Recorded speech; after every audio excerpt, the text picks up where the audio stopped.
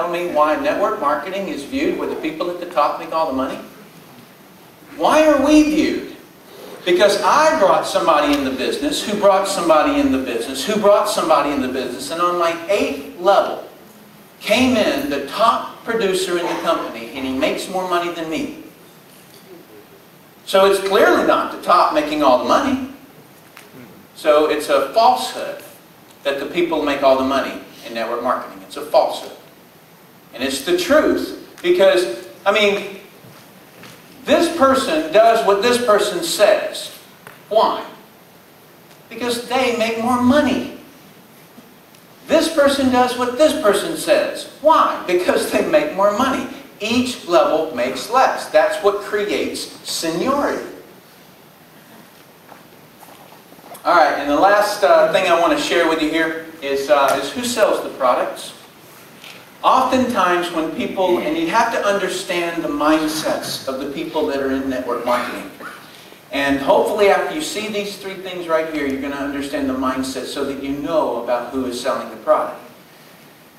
Network marketing journey for the distributor often begins with wanting to try the product. And shouldn't they? They're about to represent a product.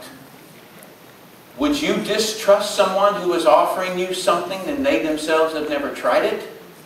Of course, you're going to start with the products, and that's called exploring the business. And after you've explored the business, you say, hey, I like this stuff. I'm going to use it. And that is where business is all sitting.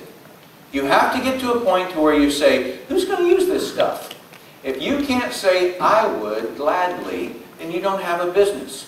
And so when you start exploring the products, you start consuming it and you want to continue to consume it, that tells you you have a legitimate business.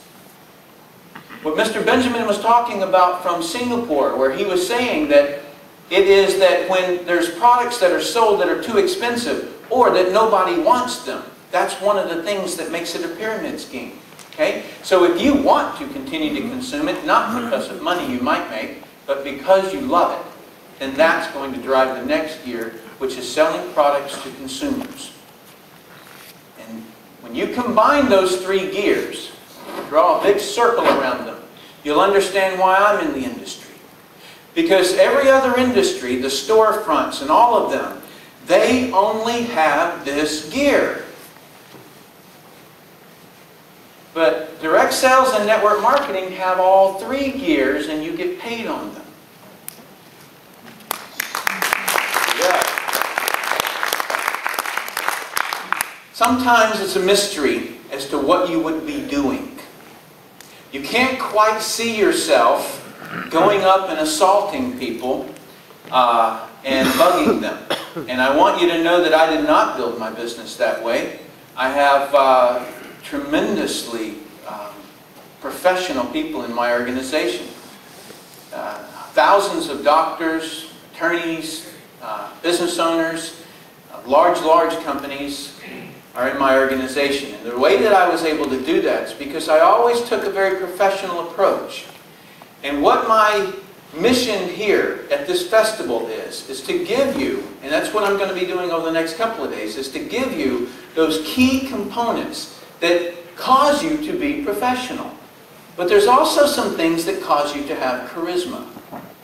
And I want to give those to you too.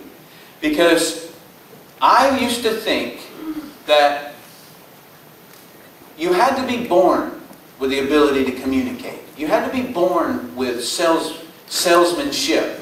There were born speakers, there were born salespeople, and even though I had the last name, and by the way, some of you have asked me if I changed my name. No, I did not change my name. My name was this when I was in the bomb squad.